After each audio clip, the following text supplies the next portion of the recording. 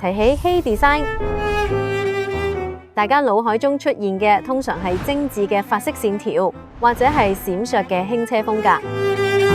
但係今次客人竟然提出一個完全相反嘅要求，佢要喺524尺嘅屋企入面種出一片日式枯山水庭園。咁呢個單位咧係位於南昌嘅維港匯。枯山水呢個日式嘅設計元素咧，其實最主要我哋可能牽涉到一啲石頭啦、白沙啦同埋草木為主嘅。咁我哋都利用咗呢幾個元素去做我哋今次呢一個室內設計項目。一邊係華麗繁複，一邊係極簡留白，呢一種風格上嘅基因衝突，對於設計師 Ronald 嚟講係一場前所未有嘅挑戰。